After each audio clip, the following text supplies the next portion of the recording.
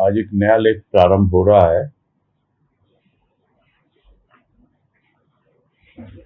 भावकण 2 से लिया गया है। ये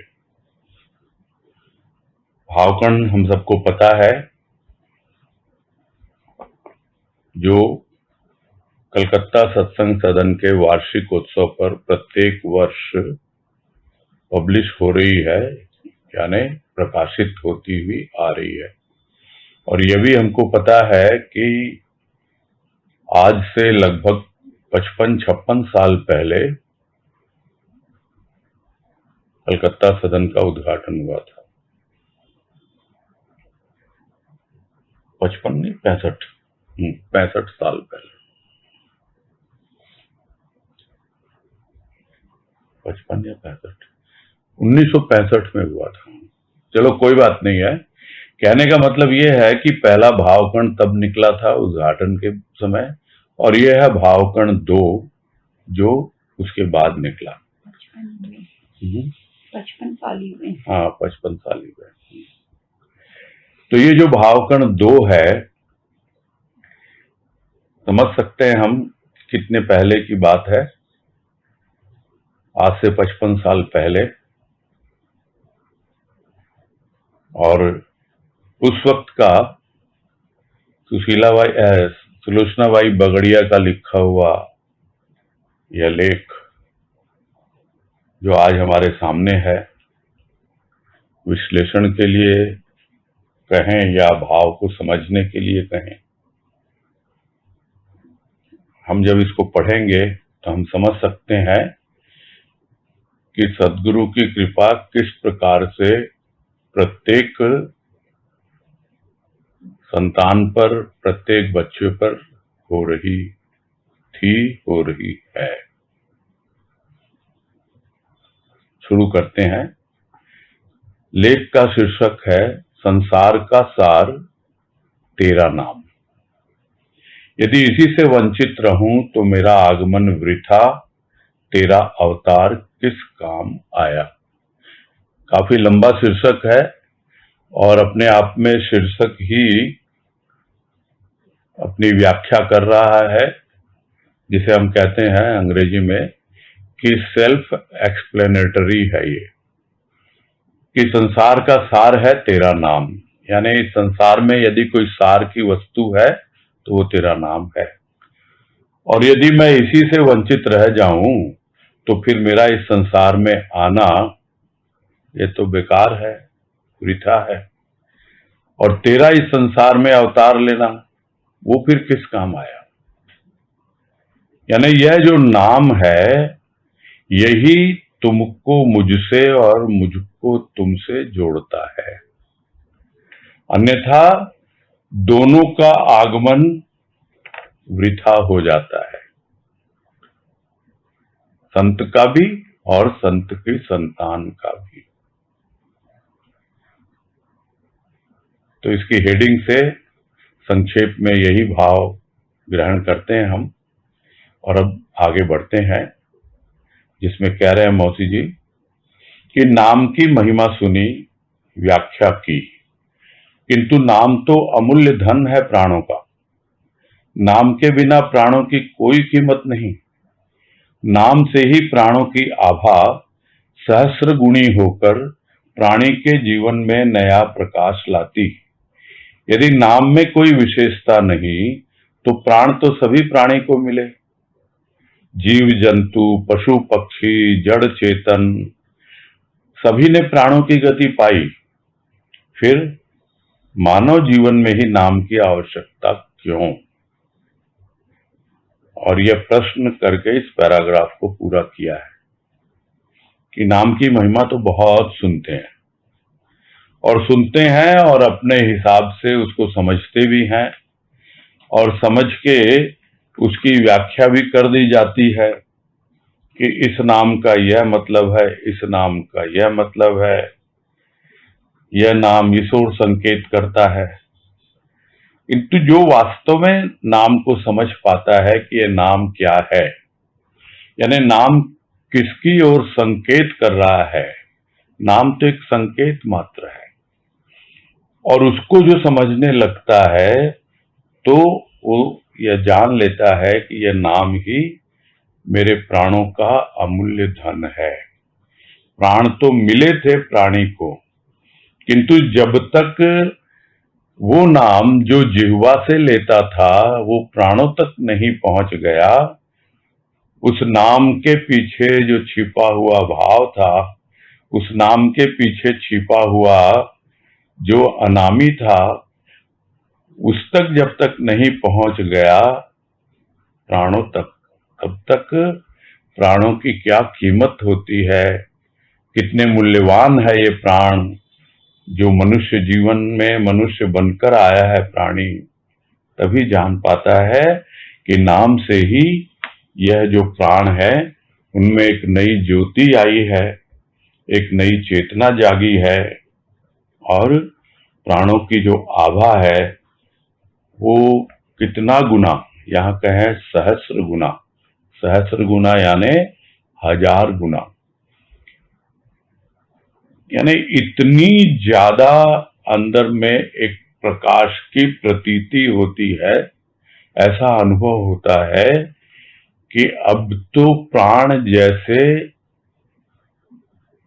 भीतर गया नहीं कि कुछ एक चमक आ गई, जैसे प्रकाश पड़ते ही हीरे में चमक आ जाती है, दिखाई पड़ने लगती है, वैसे ही प्राणों पर जब नाम का प्रकाश पड़ा तो अपनी आभा को पहचाना और प्राणी के जीवन में एक नया प्रकाश पैदा हुआ।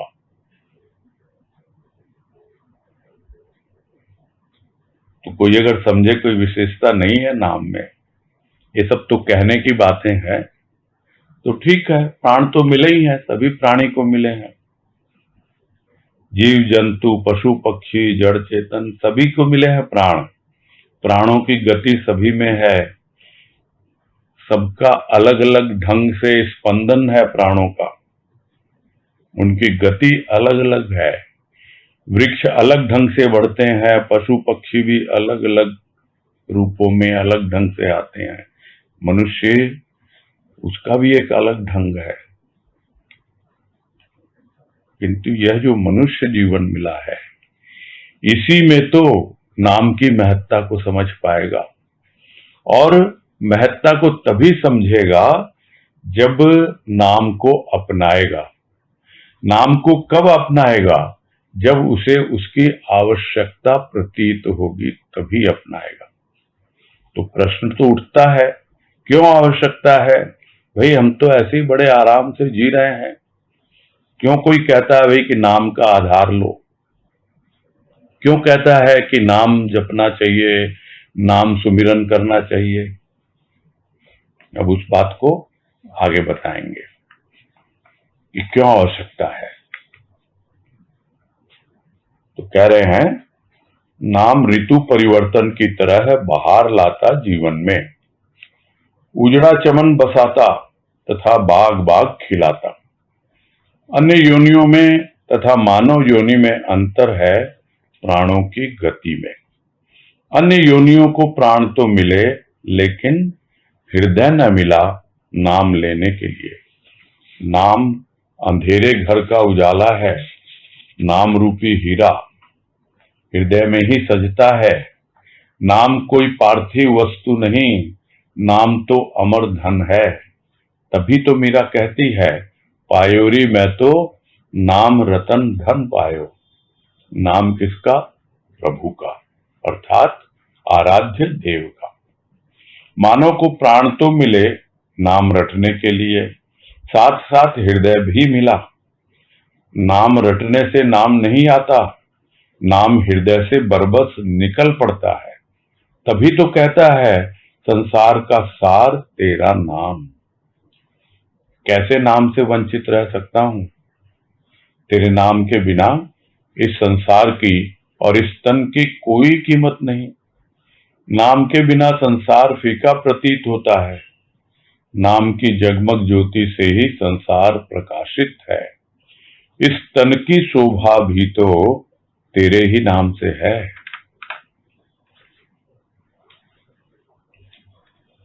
अब नाम की महत्ता बता रहे हैं। कि क्या आवश्यकता है, और वो आवश्यकता आपको प्रतीत होगी जब आप दूसरों के अनुभव पढ़ते हैं, सुनते हैं, देखते हैं। जैसे भौतिक जीवन में देखते हैं कि कोई व्यक्ति बिजनेस में बहुत आगे बढ़ गया, तो देखते हैं, कोशिश करते हैं जानने की आखिर इसने क्या किया, खोज करते हैं, हमें आवश्यकता यदि प्रतीत हो तो। उसी प्रकार आध्यात्मिक जीवन में भी जब हम देखते हैं कोई व्यक्ति इतना आगे बढ़ गया, तो आखिर क्या वजह है, इसने कौन सा धन पाया, इसने कौन सा धनोपार्जन किया, तो क्या आवश्यकता है, लगती है आवश्यकता कि मुझे भी आगे बढ़ना है। तो यह अनुभव है भक्त का कि ऋतु परिवर्तन जैसे होती है, जैसे गर्मी का मौसम है और उसमें एकदम बरसात हो जाए, और बरसात हो जाए, सब कुछ हरा भरा हो जाए, बहार आ जाए जीवन में, उजड़ा हुआ चमन बस जाए, एक एक बाग खिल जाए, कलियां खिलने लगे। तो इस तरह एक प्राकृतिक परिवर्तन जैसे होता है मौसम का, ऋतु का, वैसे ही हमारे भीतर का मौसम बदल जाता है जब नाम हमारे हृदय में प्रवेश करता है। प्राणों की गति पहले भी बात आई है पिछले पैराग्राफ में कि सबकी अलग अलग है, जीव जंतु की, पशु पक्षी की, यानी अन्य योनियों में और मानव योनि में जो प्राणों की गति है उसका रूप अलग होता है, इसमें कोई संदेह नहीं है। यदि इस बात को प्राणी यानी मानव न समझे तो फिर उसमें और जीव जंतु पशु पक्षी में कोई अंतर नहीं है। वो जब अपने प्राणों की गति को अनुभव करने लगेगा, सोचेगा, समझेगा, तभी इस मानव योनि और अन्य योनियों में जो एक अलग विशेषता है, उनमें जड़ता बहुत ज्यादा है। उनके प्राणों में, अन्य योनियों में जड़ता बहुत ज्यादा है, चेतनता बहुत कम है। प्रभु को सुमिरन करने की बातें नहीं आती हैं, उसका नाम जपने की बातें नहीं आती हैं। तोता अगर नाम रटता भी है तो जब उसका मालिक उसको सिखाता है तब बोलता है वो, और वो भी खाली मुख से बोलता है। वो बोलना कोई बोलना नहीं है, वो तोते की रटंत विद्या है। तो कहने का मतलब क्या है यहां पर कि मानव को समझना है कि तुम्हारे प्राणों में गति तो है, लेकिन अभी वो सुस्त पड़े हुए हैं, ढीले हैं। अन्य योनियों में प्राण है किंतु हृदय की वो अनुभूति नहीं है। वो जो कुछ भी करते हैं पूरी तरह से प्रकृति के आधार पर करते हैं, प्रकृति ही उसको चलाती है, या फिर थोड़ा बहुत जो उनकी हल्की फुल्की समझ होती है। अलग अलग योनि में पक्षी, पशु और भी जीव जंतु बहुत हैं, सबकी अलग अलग है। हमको उस पर रिसर्च नहीं करनी है, हमको तो अपने आप को देखना है, क्योंकि हम मानव हैं। हमको अपने प्राणों की गति को अनुभव करना है और यह समझना है कि हम इन इतर योनियों से बहुत बहुत उत्तम है। बनाने वाले ने हमें एक ऐसा रूप दिया है कि एक ऐसा हृदय मिल गया हमको प्राणों के साथ, और उस हृदय का काम क्या है? हृदय का काम है नाम लेना। और जब हृदय में नाम आ जाता है तो जैसे हृदय में अंधकार छाया हुआ था, वहां पर नाम आते ही एक दीपक जल गया। भजन भी है एक हरिओम शरण का कि नाम का दीप जला ले, अंधेरा पल भर में कट जाए। लेकिन वो नाम कहां से लेना? हृदय से लेना है। और जब वो दीप जलता है तो वो हीरा, इसको कहते हैं कि हीरा हराए गयो माटी में, यानी स्थूल में लगा हुआ था ये हृदय, किंतु जब उसमें नाम आया तब हृदय में सजता है वो। और ये नाम कोई भौतिक वस्तु नहीं है, स्थूल की कोई चीज नहीं है, सिर्फ मुख से लेने के लिए नहीं है। यह तो अमर धन है, जो मीरा ने कहा कि नाम एक रतन है। रतन यानी मूल्यवान, एक हीरे की तरह मूल्यवान है। वो पाया है मैंने। किसने दिया? सतगुरु ने दिया। सतगुरु ने किसका नाम दिया? क्या अपना नाम दिया कि तुम मेरा नाम जपो, मेरा नाम रटो? सतगुरु तो संकेत करता है उस नाम के द्वारा उस अनामी की ओर। और इसके ऊपर एक पूरा लेख है गुरुदेव का, जो किया गया था इसी लॉकडाउन पीरियड में, अनामी का नाम। तो नाम किसका है? उस अनामी का है, उस प्रभु का है जिसकी आराधना कर रहा है। वो नाम संकेत कर रहा है उस अनामी की ओर, उस आराध्य देव की ओर। तो मानव तो मिले हैं प्राण नाम सुमिरन के लिए, तो जीवा तो नाम को रटे, किंतु हृदय उसके साथ जुड़े। हृदय में प्रेम हो नाम के प्रति, उसके प्रति भाव हो, तब मालूम पड़ता है कि अभी तक मेरा जीवन क्या था। जी तो रहा था मैं संसार में, लेकिन उस संसार में मुझे कोई सार समझ में नहीं आ रहा था। निस्सार लग रहा था अपना जीवन, किंतु अब लगता है नहीं, संसार में सार है। और इस संसार का सार कौन है? वो है तेरा नाम। तो मैं कैसे नाम से वंचित रहूं? और जब इस नाम से वंचित नहीं है तो स्वाभाविक नाम को अपनाएगा। और जब नाम को अपनाएगा तब समझता है कि हां, अब मेरी कोई कीमत है। क्या कीमत हुई? कि धीरे धीरे अब अपना नाम भूलने लगा। प्राणी तो अपने नाम के लिए बेचैन रहता है, किंतु जब प्रभु के नाम को अपना लेता है तो उसके बाद अपना नाम भूल जाता है। हर समय उसी का नाम सामने रहता है।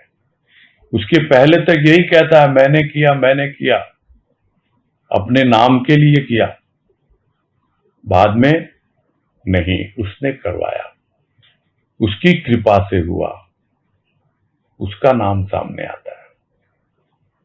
इसलिए कीमत समझ में आ गई नाम की। और शरीर जो धारण किया, मानव तन, उसकी कीमत भी समझ में आ गई। नहीं तो कोई कीमत ही नहीं थी तेरे नाम के बिना। न तो इस संसार की कोई कीमत थी और न इस मानव तन की कोई कीमत थी। और पूरा का पूरा जीवन निस्सार, फीका, किसी प्रकार का कोई मधुरता का भाव नहीं, कोई मिठास नहीं, भीतर बेस्वाद लग रहा था यह संसार। और जैसे जैसे स्वाद आने लगता है जीवा पे, नाम लेते लेते एक स्वाद घुलता है। और वो स्वाद भीतर जाता है। भीतर जब जाता है हृदय में, तो भीतर एक अलग रस घुलता है। जिह्वा का रस अलग, हृदय का रस अलग, प्राणों का रस अलग। इस प्रकार नाम जिह्वा से प्राणों तक पहुंचता है। तब मालूम होता है कि अब प्राणों में वो जगमग ज्योति जगमगा रही है जिस ज्योति से यह संसार प्रकाशित है। और फिर अपने आप को धन्य मानता है। तो लोग क्या करते हैं, अपने आप को धन्य मानते हैं तो जो नाम लेते हैं उसकी चादर छपवा लेते हैं और उसी को ओढ़ लेते हैं और समझते हैं मैं तो धन्य हो गया। नाम ऊपरी नहीं होता, नाम भीतरी होता है। तन की शोभा तेरे नाम से है, यानी अब मानव तन मूल्यवान लगने लग गया। उसके पहले तक बेमोल बीत रहा था यह जीवन, इसका मोल समझ ही नहीं पा रहा था। लेकिन अब जैसे ही नाम आया और नाम धारण किया तब इसकी शोभा बढ़ी, यानी अपने जीवन का मूल्य समझा। आगे है, मानव के प्राणों का नाम से चिर शाश्वत संपर्क है, किंतु मोह वासना के राज्य ने नाम की सुध बिसारी। तभी तो हृदय में जलन, प्राणों में व्याकुलता, मन में अशांति हुई। जिस हृदय में नाम ही शोभा देता, वहां यदि निरर्थक वस्तुओं का प्रयोग किया जाए तो जीवन का साज कैसे सजे।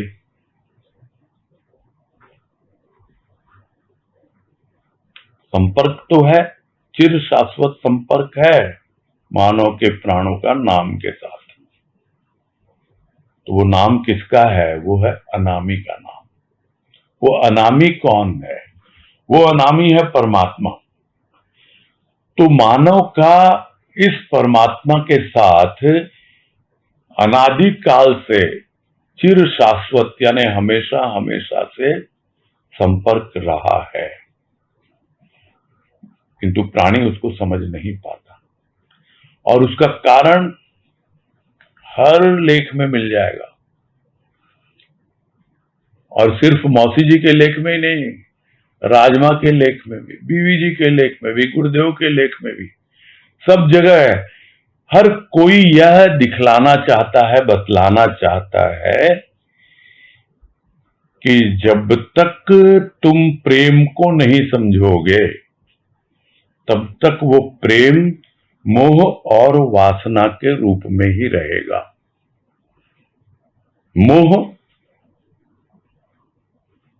शरीर के संबंधियों से और वासना शरीर के साथ। शरीर को प्रेम करता है, इस वजह से वासना है। देह बोध ही वासना का रूप लेती है, अन्यथा प्रेम तो अपने आप में शुद्ध होता है। तो अनामी के नाम का संपर्क तो है चिर शाश्वत, किंतु यह जो मोह और वासना के राज्य में अपना जीवन व्यतीत कर रहा है, जहां पर प्रेम का कोई नामो निशान नहीं, किंतु जब प्रेम का साम्राज्य होगा तभी सुध आएगी उसको, यानी याद आएगी। नहीं तो मोह और वासना में लगा रहता है और नाम की सुध बिसर जाती है, यानी भूल जाता है। और हृदय में जलन रहती है, प्राणों में व्याकुलता रहती है, मन में अशांति रहती है। यही तो है, चारों ओर यही तो दिखलाई देता है। और हो सकता है हमारा जीवन भी वैसा ही रहा हो या अभी भी है, खुद को समझना है।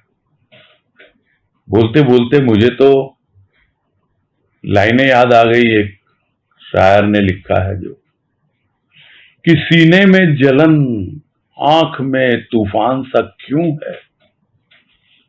सीने में जलन, आंख में तूफान सा क्यों है, इस शहर में हर शख्स परेशान सा क्यों है। क्यों है आखिर? क्यों इसलिए है कि उसने अभी नाम की महिमा नहीं समझी है। अभी नाम को अपनाया नहीं है। हृदय पर मोह का राज है, वासना का राज है, और स्वाभाविक है ये जलन लेके आएंगे, सीने में जलन, और आंखों में तूफान आएगा जब प्राणों में व्याकुलता है। वो प्राण, जो प्राण वायु पर आधारित, वायु आती है जाती है, किंतु बिल्कुल आंखों में तूफान लेके आती है। वो वही वायु, व्याकुलता बनी रहती है, मन में अशांति बनी रहती है। मोह वासना का साम्राज्य है।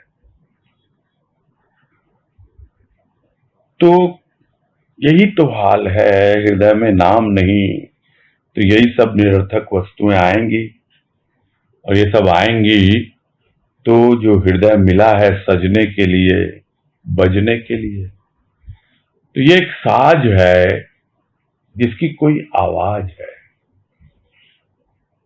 जो झंकृत होना चाहता है, जिसके तार बिल्कुल ढीले पड़े हुए हैं और कोई कोई तो टूटे भी हुए हैं। उन तारों को फिर से ठीक करना, सजाना और उससे संगीत पैदा करना कौन करेगा? यह नाम ही तो करेगा, जो अपने साथ प्रेम और भाव लेकर आएगा, तब जाकर जीवन का साज सजता है। तो अवतारी तार लगा देता है नाम का, तो बिसरी सुध सुधा के रूप में परिवर्तित हो जाती।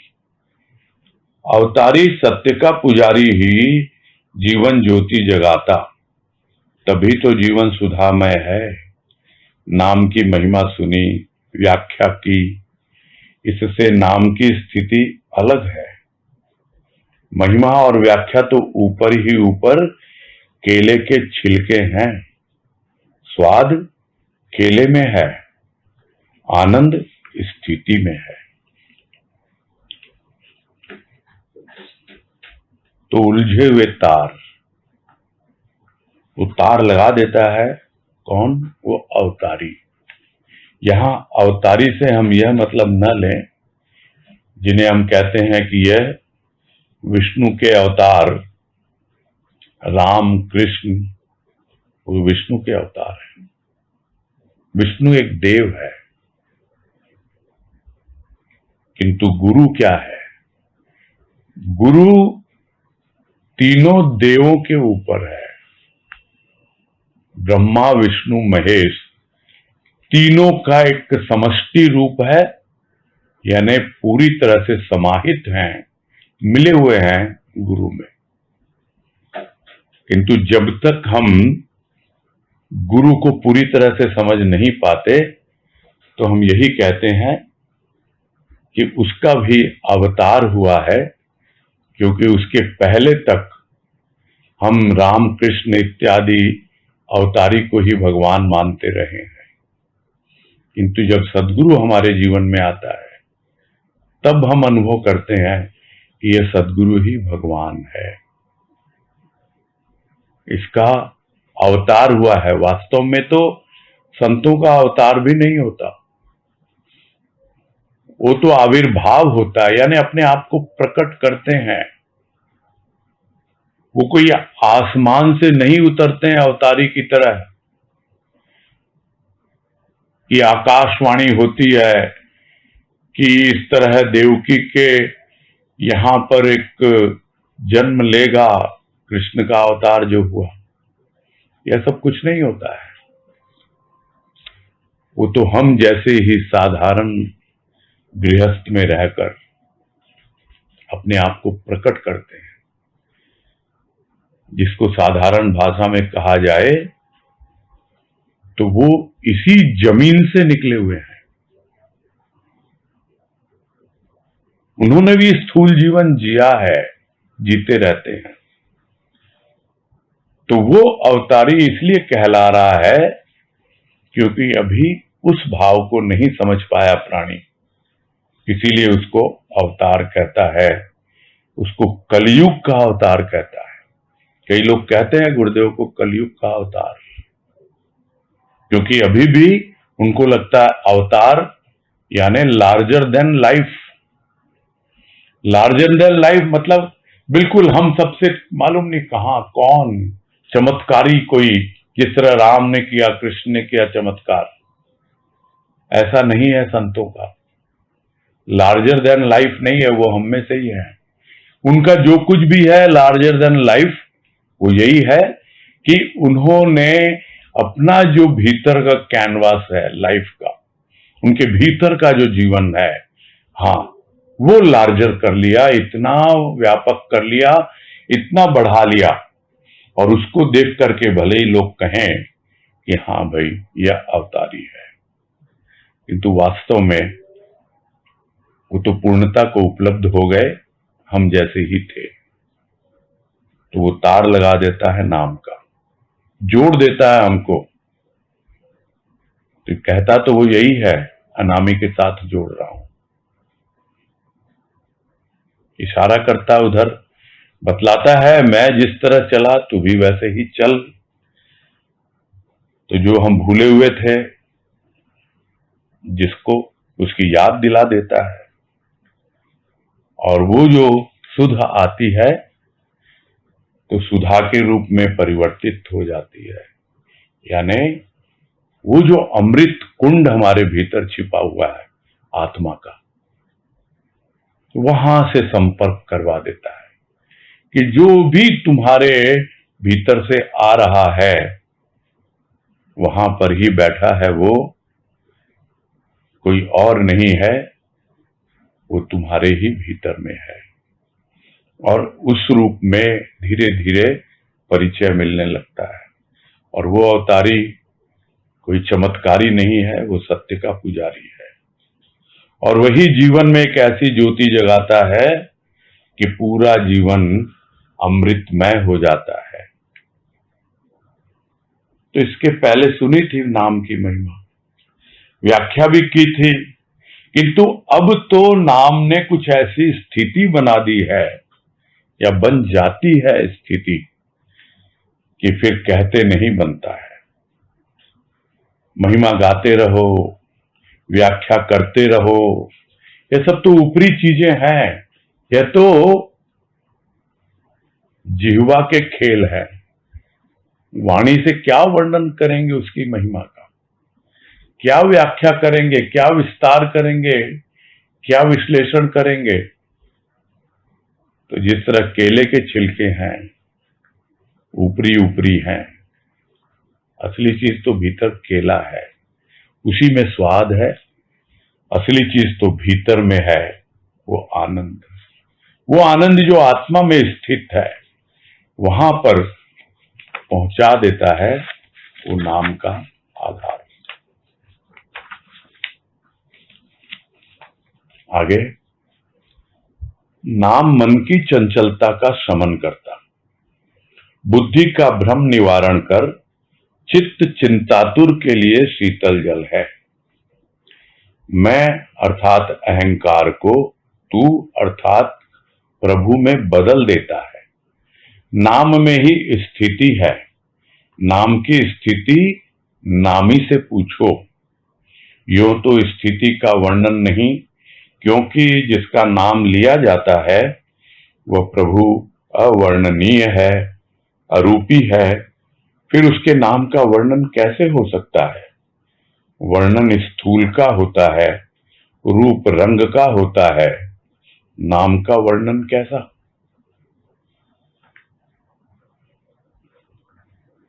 तो इसमें यही बता रहे हैं कि किस तरह है नाम धीरे धीरे अपना प्रभाव डालता है, किस रूप में प्रभाव डालता है। तो सर्वप्रथम वो नाम जो है मन की चंचलता को शांत रखता है। मन जो चंचल बना रहता है उसको स्थिर करता है। किस प्रकार से? कि जैसे हम जिह्वा से नाम लेते हैं, नाम जपते हैं, तो धीरे धीरे मन हमारा टिकने लगता है उस नाम पर। वो मन जो चक्कर काटता है वो शांत होने लगता है। फिर धीरे धीरे जब वो आगे बढ़ता है, हृदय की बात पहले हो चुकी है, कि किस तरह प्रकाश आता है।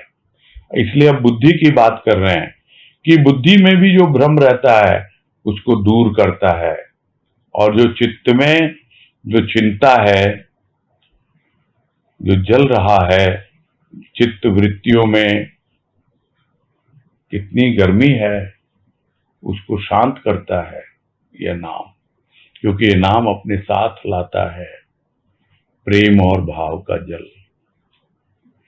नहीं, जब अहंकार तक पहुंचता है, यानी हमारी मैं तक, वो मैं जो झूठी मैं है, वो धीरे धीरे तू में बदलने लगती है, यानी सच्ची मैं में बदलने लगती है।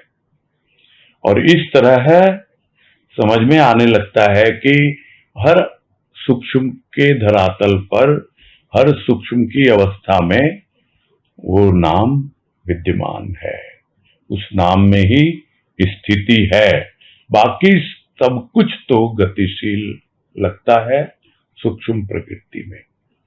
और जिस दिन यह लगने लगता है कि मेरा मन, बुद्धि, चित्त, अहंकार जो कुछ भी है वो उस नाम के ही इर्द गिर्द चक्कर काट रहा है, वो नाम स्थित है, वो एक स्थिति बनी हुई है नाम की, और बाकी मन, बुद्धि, चित्त, अहंकार, उसमें जो भी परिवर्तन होना है वो नाम के आधार पर होता रहता है। तो नाम किस स्थिति में स्थित है, किससे पूछो भाई? नामी से पूछो। कौन है नामी? नामी वो है जिसने नाम का आधार लिया है। तो जिसने नाम का आधार लिया है उससे पूछो, वो बतलाएगा कि नाम की स्थिति उसके भीतर क्या है, क्योंकि अनामी तो आता नहीं बतलाने के लिए, उसका तो कोई नाम ही नहीं है। और यहां नामी से यह मतलब नहीं है कि जिसका बहुत नाम हो गया संसार में, यहां नामी से मतलब जिसने नाम का आधार लिया है, वो बतलाएगा कि नाम की क्या स्थिति है। कोई बतलाएगा क्या? इशारा कर सकता है, वो भी इशारा ही होगा, वर्णन क्या कर सकता है कोई? क्योंकि जिसका नाम लिया जा रहा है वो क्या सिर्फ नाम तक सीमित है? जो पहले भी बात आई कि क्या उसका वर्णन कर पाएगा, क्या उसकी महिमा गा पाएगा, क्या उस स्थिति को बतला पाएगा? क्योंकि जिसका नाम लिया जा रहा है वो तो प्रभु है, वो तो अनामी है, तो उसका क्या वर्णन करेगा? वो तो अरूपी है, कैसे उसके रूप का बखान करेगा? कैसे हो सकता है? भले ही हम कहें कि उसका यह नाम है, उसका ऐसा रूप है, किंतु यह तो एक संकेत मात्र है, नाम और रूप। वो तो अनामी है, अरूपी है। तो वर्णन तो स्थूल का होता है, रूप रंग का होता है, नाम का वर्णन कैसा? अगर कोई वर्णन करना भी चाहे तो नहीं कर पाएगा। और इसीलिए इसको कहा गया है कि ये क्या है नाम। जिह्वा पे आ गया ना नाम, बस स्वाद आ गया। जैसे गूंगे का गुड़ आ गया, गूंगा हो गया, अब वर्णन नहीं कर सकता उसका, करेगा भी तो वो बहुत ही सतही होगा। तो इतना ही कह सकता है कि स्थिति क्या है भाई, जिसने नाम लिया उससे पूछो, और वो भी क्या बतलाएगा? वो समझा देगा थोड़ा बहुत इशारों से, और बतला देगा कि ऐसे ऐसे करो, तुम भी नाम लो, तुम भी गुड़ का स्वाद चखो। मैंने चखा और मुझे बहुत स्वाद आया, और एकदम अच्छी तरह से जीवन जी रहा है। इशारे से बतला सकता है, संकेत कर सकता है। नाम तो लेना खुद को ही होगा, उसका स्वाद तो खुद को ही आएगा। आगे है, नामी की पहचान भक्त शब्द मात्र के संकेत से करते हैं, पर नाम में संकेत नहीं। नाम लेने वाला नाम लेकर ही अनामी में लीन हो जाता है। नाम लेने वाले अनेक हैं, किंतु जिसका नाम लिया जाता है वह एक है। नाम में स्वाद तो है, पर मन मस्त कब होता है? नाम जपते जपते अजपा ध्वनि हृदय में गूंजने लगती है, तब आनंदमय स्थिति बन जाती है। नामी की पहचान भक्त कैसे बतलाता है? शब्द से बतलाता है। ये तो एक संकेत है, जो अभी भी बात आई कि नाम और रूप क्या है, यह तो एक संकेत है। तो भक्त उस नाम और रूप से पहचान करते हैं, संकेत करते हैं, किंतु उस नाम में ही पूरा संकेत समाया हुआ नहीं है। वो एक इशारा है, और वो इशारा ही सारा नहीं है, सब कुछ नहीं है। बहुत कुछ उस नाम के पीछे छिपा हुआ है, बहुत कुछ उस संकेत के पीछे छिपा हुआ है। हाँ, जो नाम लेता है उसको पता होता है कि नाम लेते लेते लेते लेते अनामी में कब लीन हो गया, पता ही नहीं लगता उसको। तो नाम लेने वाले तो बहुत मिल जाएंगे, दिखते हैं, अनेक है नाम लेने वाले, किंतु नाम आखिर किसका ले रहे हैं? ये समझते हैं कि हम राम का नाम ले रहे हैं, हम कृष्ण का नाम ले रहे हैं। किसका नाम ले रहे हैं? अरे जिसका नाम ले रहे हैं वो तो एकमात्र पूरी सृष्टि का नियंता। और यदि नाम के आधार पे समझा जाए कि वो तो अनामी है, तो उसका नाम लेने वाले तो अनेकों मिल जाएंगे, अलग अलग नाम से भी उसको पुकारेंगे, किंतु वो तो वास्तव में एक ही है। नाम में तो स्वाद है, कोई संदेह नहीं है। जैसे ही जीवा पर आता है, एक अलग ही रूप बन जाता है जीवा का, किंतु सिर्फ जीवा तक सीमित रहेगा, मन तक पहुंचे, और मन क्या पूरे अंतःकरण में समा जाए, और उस नाम को जपते जपते तो प्रथम मन की चंचलता, फिर बुद्धि का भ्रम, और फिर चित्त की चिंता, और कैसे कैसे ये आगे बढ़ता चला जाता है मालूम ही नहीं पड़ता। अपने आप एक अजपा जप भीतर चलने लगता है, और उसकी जो ध्वनि है वो हृदय में गूंजने लगती है। उस वक्त नाम महत्वपूर्ण नहीं होता, उस वक्त ध्वनि महत्वपूर्ण होती है, और वो ध्वनि कोई मुंह से नहीं निकल रही है, वो भीतर ही भीतर, और उसी को सूक्ष्म ध्वनि कहा जाता है। और जैसे जैसे वो ध्वनि सूक्ष्म से सूक्ष्मतर सूक्ष्मतम होगी, तब एक ऐसी आनंदमय स्थिति बनती चली जाती है। और उसी को गुरुदेव ने समझाया आनंद ध्वनि पुस्तक में, जो चिंतन मनन ध्वनि लेख में, कि वो फिर आनंद ध्वनि बन जाती है, वो एक आनंदमय स्थिति बन जाती है भीतर। नाम जपते जपते फिर नाम महत्वपूर्ण नहीं रहता, ध्वनि महत्वपूर्ण हो जाती है, और वो ध्वनि भी मुख से नहीं निकल रही, भीतर ही सूक्ष्म सूक्ष्मतर सूक्ष्मतम होते होते आनंदमय स्थिति बना देती है। आगे है, प्राणी सुख चाहता है कर्म कर, धर्म अर्थात कर्तव्य कर, किंतु प्राण तो प्रिय का आह्वान चाहते हैं। धर्म रीति रीति नहीं, धर्म सत्य है, जिसने प्राणों को धारण कर रखा है और प्राणों में उसका नाम है। इसीलिए तो प्राण पुकारते हैं अनामी को, छटपटाते हैं अपने प्यारे में मिलने के लिए। अवतारी की विशेष अनुकंपा ही इस दुग्धवत संसार में मक्खन अर्थात आनंद सार के रूप में निकाल सकती है, अन्यथा भवसागर में सभी प्राणी जीव बनकर जीवन लेकर आते हैं और यूं ही चले जाते हैं।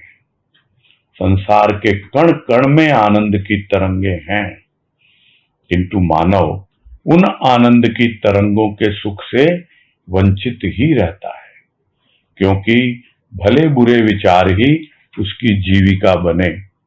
आनंद तो विचारों से ऊपर का सोपान है। विचारों का सुख काल्पनिक है, यथार्थता जीवन के सार में है। सार प्रभु का नाम है। और इस अंतिम पैराग्राफ में यही समझा रहे हैं कि क्या चाहता है प्राणी। सुख चाहता है, आनंद नहीं चाहता। आनंद की ओर ध्यान ही नहीं है उसका, वो तो सुख चाहता है और उसके लिए जो करना है कर्म वो करता है, और धर्म के नाम पर जो भी उसको शिष्टाचार निभाने हैं, जो कर्तव्य करने हैं वो करता है। प्राणों की ओर ध्यान ही नहीं देता है कि प्राण आखिर चाहते क्या हैं। प्राण तो प्रिय का आह्वान चाहते हैं। आह्वान यानी उसको पुकारना चाहते हैं, लेकिन पुकारने के लिए उसको कोई नाम नहीं मिल रहा, और नाम अगर मिल भी रहा है तो वो प्राणों तक नहीं पहुंच रहा। तो कैसे प्राणों की जो व्याकुलता है उसको समझ पाए प्राणी। वो तो धर्म यही समझ रहा है कि जो रीति नीति में अपना के चल रहा हूं वही धर्म है। समझना चाहिए कि वास्तविक धर्म तो सत्य है, और उस सत्य ने प्राणों को धारण कर रखा है। यानी सत्य कहो, आत्मा कहो, उसी के आधार पर ये प्राण हैं, और प्राणों में उसका नाम छिपा हुआ है। यानी ये प्राण अपने आप को ही भूल बैठे हैं। जिसको गुरुदेव ने कहा मेरे साथी में कि मेरे साथी को मैं जन्म जन्मांतर से साथ था, किंतु मैं उसको भूल बैठा था। ये तो तुम आए तो तुमने बतलाया कि वो तेरे प्राणों का साथी है, वो सत्य, वो आत्मा, वही तेरे प्राणों का आधार है। तब समझ में आता है कि अब तो पुकारना है, तो उसका नाम क्या दूं मैं। नाम तो आधार है एक, उस नाम का आधार लेकर मैं किसको पुकार रहा हूं। अनामी को पुकारता हूं। तो प्राण पुकारते हैं उस अनामी को, छटपटाते हैं अपने प्यारे के मिलन के लिए। और जो संत आया जीवन में सत्य का अवतारी बनकर,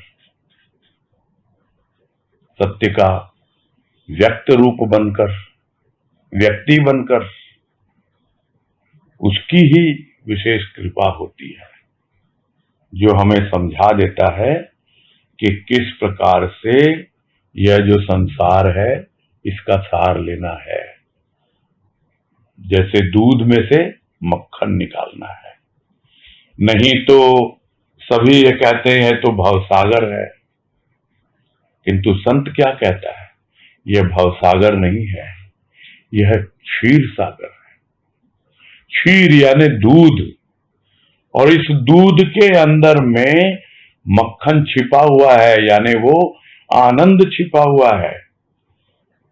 उसकी कृपा होती है, देता है वो अपनी वाणी की मथानी देता है।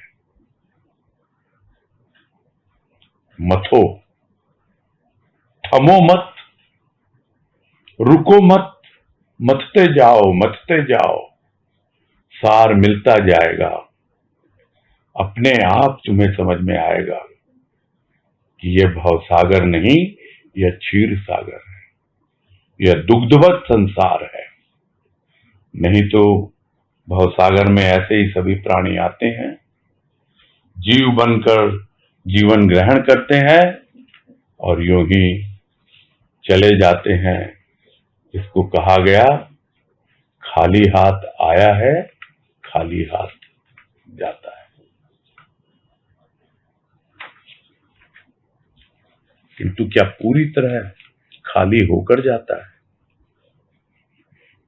क्या पूरी तरह अपने आप को, अपने नाम को अनामी में समाहित करके जाता है? सब कुछ भूल जाता है, मन बुद्धि चित्त अहंकार सब कुछ उस अनामी में मिटा देता है, मिला देता है। यही समझना है और यही जीवन है।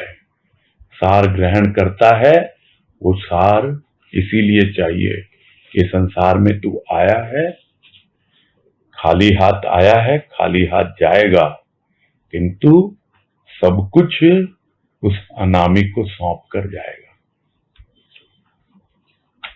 पता लगता है संसार के कण कण में आनंद की तरंगे हैं, किंतु मानव उसे वंचित रह जाता है। आनंद की तरंगों में भी कोई सुख है? क्यों वंचित रहता है? क्योंकि सुख दुख में ही झूलता रहता है, आनंद को समझ ही नहीं पाता। कभी विचार उसके भले लगते हैं उसको, कभी बुरे लगते हैं। विचारों के ऊपर कभी उठ ही नहीं पाया, कभी भाव की महिमा को जान ही नहीं पाया, कभी प्रेम पूर्वक प्रभु के प्रेम से अपना जीवन यापन कर ही नहीं पाया, प्रभु के प्रेम में, उसके नाम में अपने आप को एकाग्र कर ही नहीं पाया। अरे मुख से नाम ले रहा है, जीवा में प्रेम आ रहा है, स्वाद घुल रहा है, हृदय में जा रहा है, प्राणों तक पहुंच रहा है, और तू विचारों में ही खेल रहा है। ये भरे बुरे विचार, यही तेरे जीवन की जीविका है। जीविका यानी इसी के आधार पर तू जीवन यापन कर रहा है। किंतु आनंद तो भाई विचारों से ऊपर उठने से ही आएगा। और विचारों से ऊपर कौन उठाएगा? भाव उठाएगा। तो ऊपर उठना है, ऊपर का सोपान यानी ऊपर चढ़ने के लिए यह सीढ़ी है। भाव के द्वारा ऊपर चढ़ो तो आनंद आए, और नहीं तो यूं ही आए और यूं ही जाए। तो विचारों का सुख क्या है? जो विचारों में सुख मान रहे हैं वो तो काल्पनिक है। कुछ विचार यहां से ले लिए, कल्पना कर ली, और कुछ विचार यहां से ले लिए। अरे जीवन मिला है तुमको, यह संसार क्षीर सागर है, सार ग्रहण करो इसका, तब मालूम पड़ेगा कि यह कल्पना नहीं है, यह वास्तविकता है, यह यथार्थता है। और यह सार क्या है? यह सार है प्रभु का नाम। हर कोई नाम से ही शुरू करता है, और जिस दिन नाम की महिमा समझ में आ जाती है फिर महिमा नहीं गाता। वो समझ लेता है कि मही पर महान, यानी इस पृथ्वी पर जो महान है वो संत, वो मेरे जीवन में आ गया, वो मुझे अनामी तक पहुंचाएगा।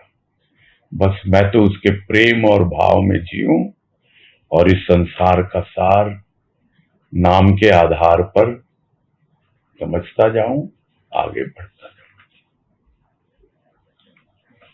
बस यही संपूर्ण करते हैं इसलिए।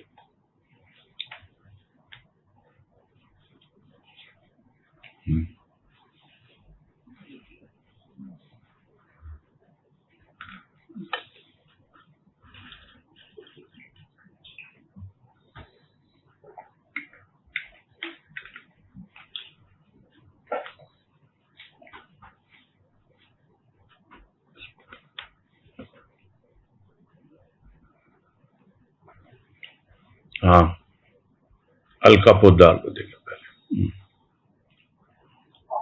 प्रणाम भैया। हाँ नमस्कार, बोलिए। हरि हाँ भैया, कल के लेख से वो एक 24 नंबर पेज पे था एक कि मूलधन, मेरे को पूरा तो याद नहीं है अभी, मूलधन आपके पास है? मेरे पास तो है। ब्याज के रूप में मिला, ऐसे कुछ था। तो कल वाला नहीं है, कल वाला तो नहीं है। अच्छा, वो तो अभी सामने नहीं है। अच्छा भैया, उसमें ये समझ नहीं आया कि हमको ये जीवन जो मिला मूलधन के रूप में मिला, हाँ, और वो ब्याज के रूप में, तो मूलधन के रूप में कैसे मिला? हम थोड़ा धन लेके आया है। मूलधन जैसे अच्छा कोई होता है ना बिजनेस वाला, अपने बच्चे को कुछ पूंजी दे देता है, चल तू व्यापार कर। तो वैसे ही परमात्मा ने अपने बच्चे को, अपनी संतान को मूलधन देके भेजा है मनुष्य का जीवन व्यापार करने के लिए। ये लेके आया है तू, और तू क्या है, मूलधन को ही गंवा रहा है, जीवन को गंवा रहा है।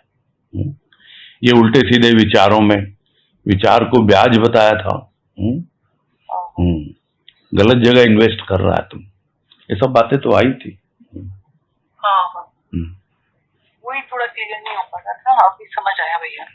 ठीक, समझ, थैंक यू। हाँ कोई बात नहीं। हाँ, नीतू गुप्ता। हरिओम भैया। हाँ हरिओम, बोलिए।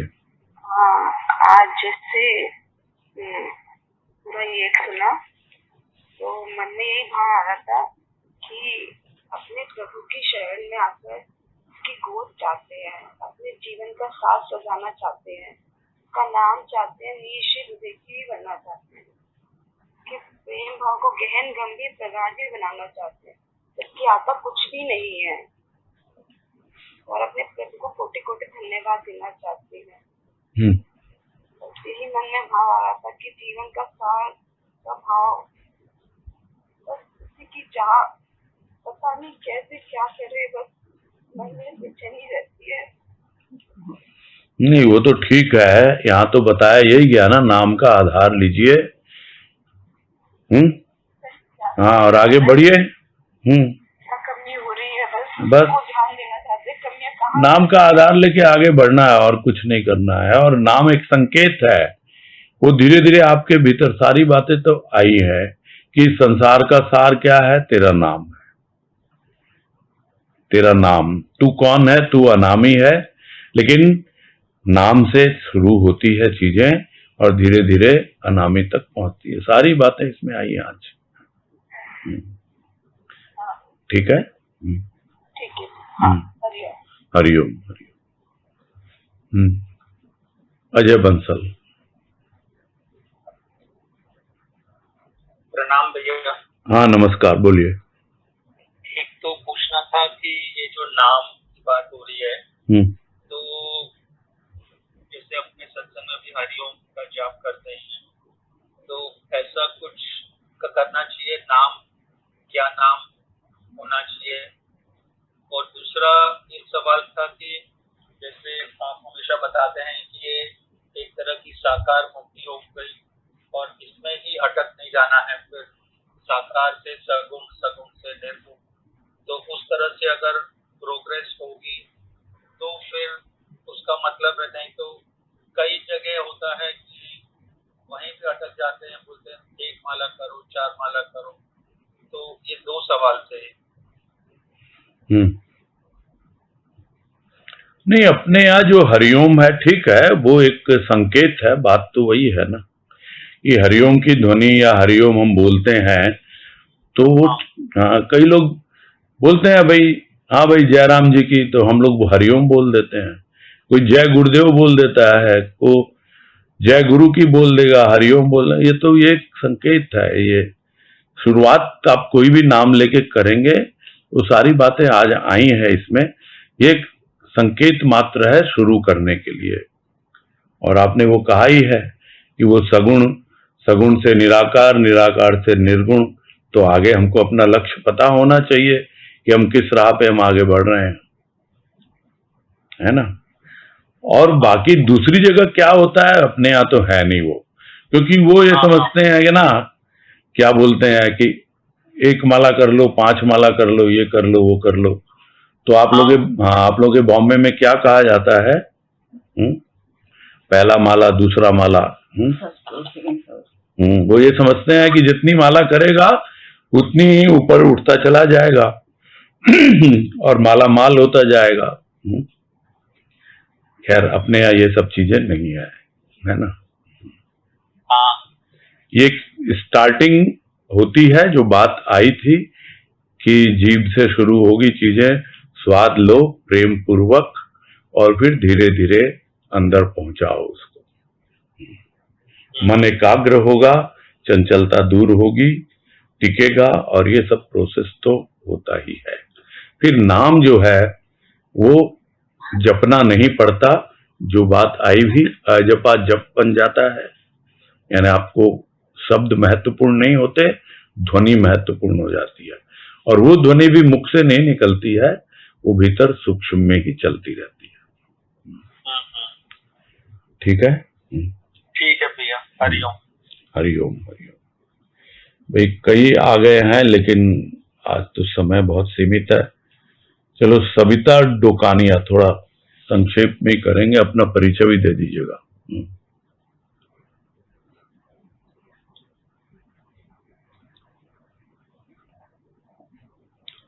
बोलिए। हरिओम भैया, प्रणाम। हरिओम। हाँ बोलिए। वो एक बात आई थी कि नाम रटते रटते मन की चंचलता और बुद्धि से भ्रम, हाँ जी, और चित्त से चिंता, ये हाँ सभी चले जाते हैं। तो हाँ जी, इसको थोड़ा और क्लियर। वो क्वालिटेटिव इम्प्रूवमेंट है। नाम के साथ साथ आपका भाव जुड़ना चाहिए, आपका प्रेम जुड़ना चाहिए, तब वो आगे बढ़ेगा। नहीं तो वो मुंह में ही रहता रहेगा। जिसको कबीर ने भी कहा ना कि मुंह में तो जीभ फिर रही है, हाथ में माला फिर रही है, और मनवा तो कहीं और फिर रहा है।